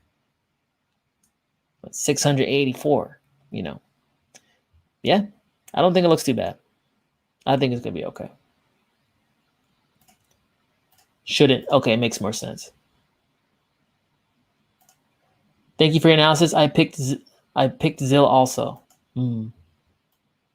Yeah, Neo really went quiet after 2017. Really went quiet. It went from like the Chinese Ethereum to like a smart contract compatible EVM system. Stop being compared to Ethereum. I think it really caught a lot of that buzz because the Ethereum name reference to it, attached to it. That's kind of largely went away. I haven't heard that nickname for a while. I'm the only one calling that still. So I don't even know that's this really like perceived in that way. Do you know anything about BTS BitShares? I got a 15x and sold. I was thinking about buying again, but I'm worried I may be doing so because of bias. That's always, hey, that's a sound like thing to say and think about. Like you're starting to question your motives as like, do I like it because it's good or do I like it because I just made some money? Like that's, if you're thinking like that, guys, you're trying to keep your head on the, like your feet on the ground. You know, that's just a good way to think of it. BTS. Yeah, 15x isn't bad. I don't know anything about it technically, to be honest. I mean, I think this name has been around for a while. Yeah, last cycle too. You made a 15x? Wow. So you must have bought in 1 cent or so, then it ran up to like 15 cents. Not bad at all. This chart looks a lot like WAN, a lot like ICX. Right now it's sitting at 4 cents. It can go back up. It's just an older coin. It's just like it's a smaller cap. The chart suggests it's not gonna do big things until a little later. So would you rather roll that into a coin that's about to take off now, then rotate profits in? It's all what you want to do.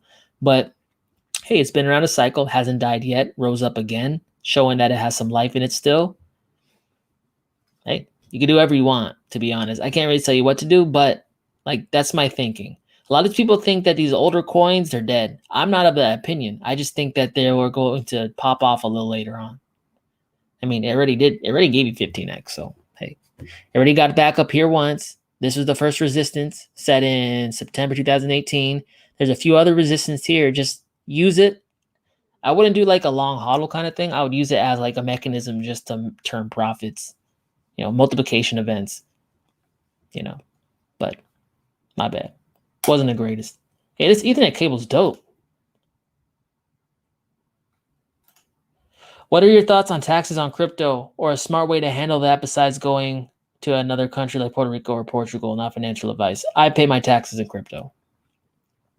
Like you're going to hear a lot of people saying, oh, that's not the ethos of crypto. It's like, yeah, but I want to use my money. Like, what the hell am I going to do? I don't want to have to go like, what the hell am I going to do? Move to a country that doesn't ask questions and nah, like I want to stay in Cali. I want to buy a house. I want to buy this. I want to buy that. I don't want to go to jail. I don't want the IRS all up my ass. I pay my taxes. Right or wrong, I pay my taxes. I suggest that you use something, well, you can use whatever you want. But I used last tax year something called Coinly. So crypto tax reports in under 20 minutes. Coinly calculates your cryptocurrency tax and helps you reduce them for next year. Simple and reliable. So you can do it in 20 plus countries. So check if your country is listed. I use it. I'm in America. Then it prints out you a 8949 is how they say it form. And if you use TurboTax, it's also, you could just plug it into TurboTax. It calculates your profit loss, cost basis, and all that. Bada bing. All you have to do, though, is you have to connect up all the wallets you used. Because one of the main things is like it tracks where money went if it came from one of your already connected wallets, and it reads just the ins and outs. It doesn't have any of your like able to like access those accounts, but it identifies them. Reason being is because if you're moving from Trust Wallet to Ledger to Coinbase, to Kucoin, all over, good luck trying to do that manually. Good luck. Then from Uniswap to this to that, I connected my shit up. Before I was like hesitant to do it because like I'm crypto like ethos and purist, and I was like, I don't want to do this. But then I figured out like, how the hell am I gonna exercise purchasing power legally?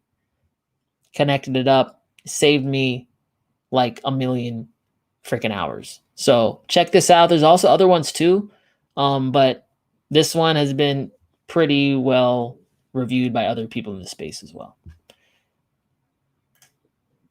As soon as I finish my business taxes, I'm going to start getting my crypto taxes in order because I'm not going to wait till last time. Like last time. That sucked.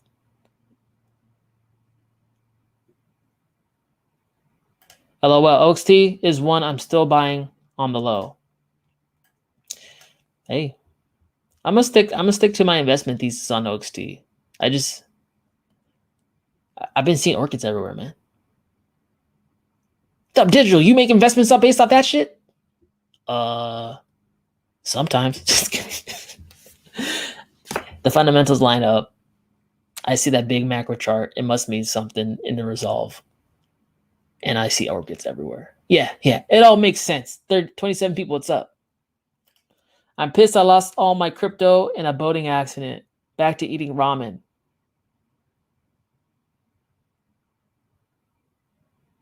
Boating accident? What? Was that Boats and Hose? Remember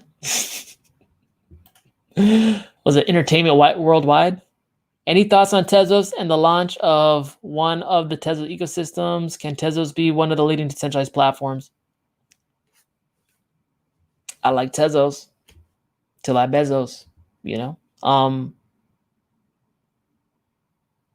Well, which ecosystem in Tezos? I know that they got their Kickstarter together, one of their Kickstarters, and like they've been getting their decentralized escrow together. It's building out slowly. I like Tezos a lot. I mean, they're working with municipalities like of Reno, setting up Reno DAO. In Korea, they made a master's degree like coding in Michelson, which is Tezos' programming languages.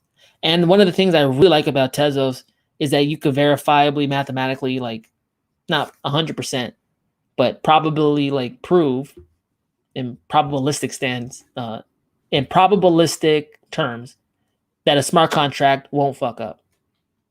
That's one huge thing I think that big money needs to actually really seriously interact with smart contracts. Who's going to put in $100 billion into a smart contract that, it has a glitch? That's something I've always said that's pretty, maybe not unique to Tezos, but important and very important to my investment thesis on Tezos. As it builds out its ecosystem, it like entices people to enter that ecosystem, whether it be through DeFi, whether it be from actual like utility and like being able to use it. Like as time goes on, people are going to notice that, Tezos is pretty cheap. Tezos is pretty secure. Tezos this, Tezos that. I like Tezos. 27 people, what's up? What do you find as daily inspiration for you as an entrepreneur? Any reading suggestions? Rich Dad Poor Dad and Think Grow Rich are my two favorites. Yeah, I read both of those. My favorite Rich Dad Poor Dad book is Cash Flow Quadrant. It talks about the left and right side of the cash flow quadrant, right? Like employee, small business, big business, investor. On the left side, you have to trade time for money, even for doctors and small businesses, because they can't make money unless they're there. On the right side, you either make money work for you or make other people work for you. The reason you want to get away from the time side, is because it's finite. There's only 24 hours in a day. That means you have a cap on how much you can make. The other side sells products or leverages other people's skills or leverages existing money to make money, which means that the cap is pretty much limitless. Think and Grow Rich is a great one, definitely. I like Outliers. Outliers is a good one. Millionaire Next Door is a really good one. It's done by a statistician, and he pretty much does like a whole review of people in America, millionaires in America, and breaks down their habits, their characteristics, attributes, what they drive, what their spouse does, like, and it shows you like what the majority of rich people do, being like million to a couple million, right? Then they have the Deca millionaires that breaks out what they do and shows you and paints you a realistic picture of how you can compare your life versus theirs, and if you need to modify things to more be in line with them, right? Because thought process is, if you can do things like them, you can mimic them. What else? There's a few. I like what do you call it? The Alchemist is a good one. Damn. Let me look at my Audible real quick. I don't read very good, so I do that listening book shit. 1 second. 23 people, what's up? How you guys been? Good? Good. It's loading. God damn it. This is a good one though. Like, I'm really big on like reading and like using time. Like these guys are driving the car or something like that. Like Time is money. And no one's going to give you time to learn shit. You got to make time to learn shit. And it's important, you know. Outliers, I talked about the Bitcoin, the standard's good. I like The Prince by what's his name? Machiavelli, right? Talks about like how people finesse you and how you could finesse and not be finessed. Jim Rohn, Power of Ambition is a great one. What else I got? 21 People.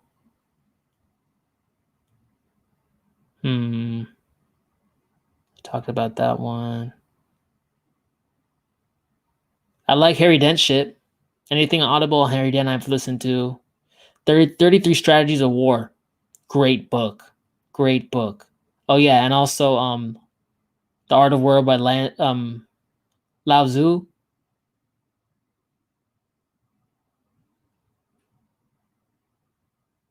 War books are great, man. War books are basically synonymous with business. Click Millionaires, 4-Hour Work Week. It's pretty cool. Talk about automating your life. The Virgin Way, that's Richard Branson's book. That was good. How to Win at Sports. Mark Cuban, I read that. I read a lot of Grant Cardone, like 10X. That was cool. It just means work hard as hell. How to Win Friends and Influence People was okay. I mean, I get that. I did a lot of body language shit too. I listened to a whole bunch of shit, man. I Will Teach You to Be Rich by Ramit Sethi or whatever. That's what I listened to like early on. And the first one I read was Money Master Game, Tony Robbins. I started there. But Millionaire Next Door, The Millionaire Next Door by Thomas J. Stanley was very, very good. Put things in perspective. Needless to say, I did a lot of reading. Let's see. Did I miss H-Bar? Yeah, Jay Parker, you did. Come back. I'll timestamp for sure. Hour 47. Wow. Hit the like button for your boy. Hey, appreciate it, man.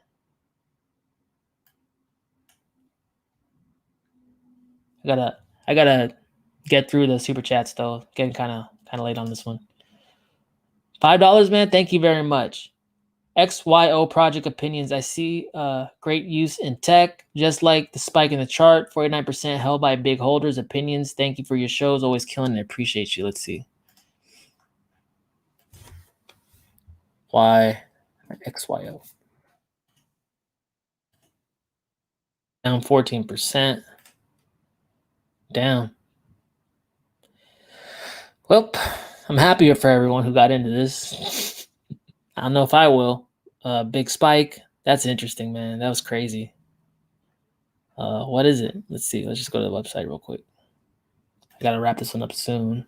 The XYO Foundation, Blockchain Foundation for All. The XYO Foundation offers resources to educate individuals, developers, and enterprises who are excited about the possibilities of a location-based data network built on shared incentives. I've heard a few people trying to do this. XYO. Is this the one you carry around or put in like cars and planes and shit and like maps and you mine by that way? Oh shit. Feature coin partner coin app. Staking XYO. I think it might be this one. It looks different. God damn.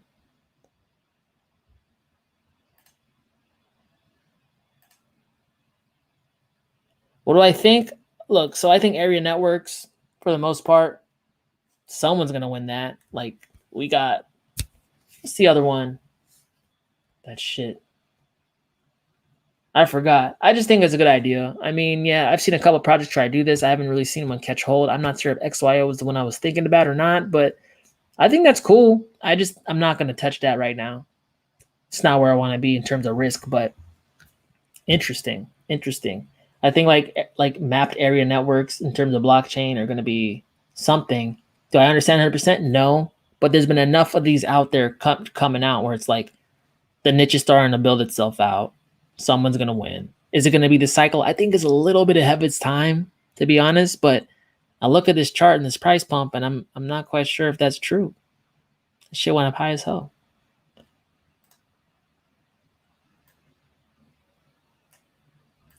Any thoughts on LTC with the recent news with OmniLight launching a decentralized platform that focuses on NFT, stablecoin, smart contracts using LTC blockchain? I didn't even know that, really. I mean, I went to the first Litecoin Summit 2018.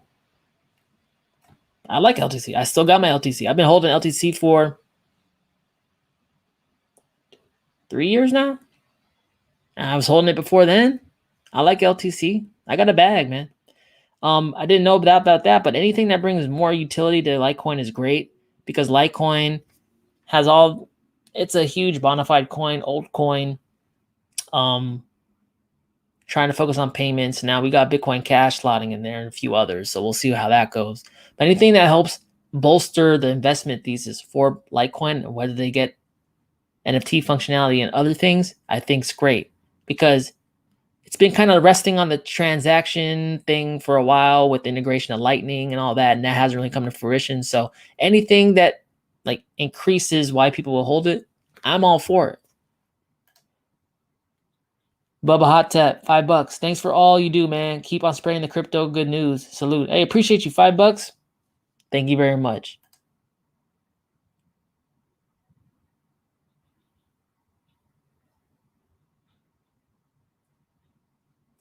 Go harder, go farther. If not, then why bother? Psh, you know it.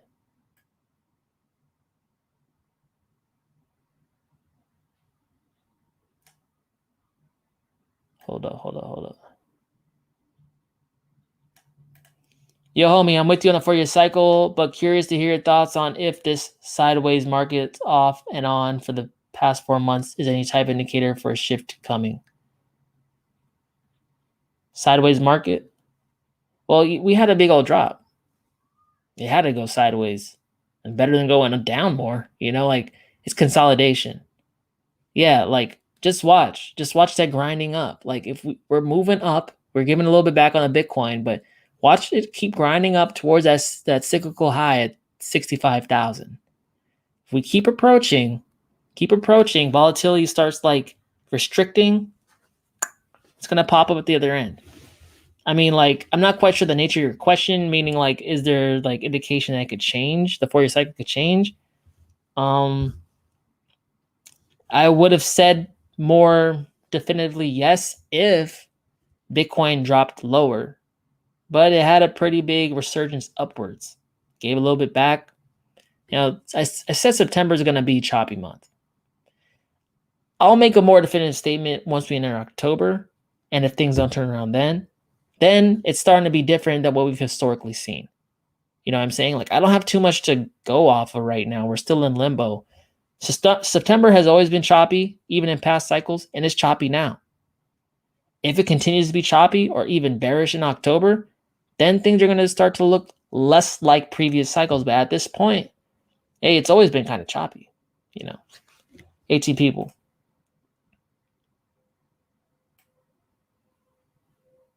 Damn. I missed a whole bunch of them. My bad. All right, guys, I'm gonna cut it. But make sure to go check out Vampire Syndicate. Minting starts in like an hour or so. I think you can rewind and check out the link. I think it's like Sneaky Vampire Syndicate, svs.gg or some shit is a link. And they're minting for like 0.08 ETH. So that's like $300 or so. Only 8,000, 9,000 of them to be created. And the floor price on OpenSea is like 1.75 ETH right now. Doesn't mean that you'll be able to flip it for that, but shit, like that'd be dope. But yeah, guys, thanks for joining the channel. Thanks for joining the stream. This is Crypto and Coffee. I do it every Sunday, 9 a.m. Pacific Standard Time. I also do a second one on Wednesdays at 5 p.m. Pacific Standard Time. Just kick back, relax. Hopefully, we have some moon bags blowing up soon. October's coming, November's coming, December's coming, and I'm going to be here to talk about it. But until next time, guys, Dubdigital. Talk to you later.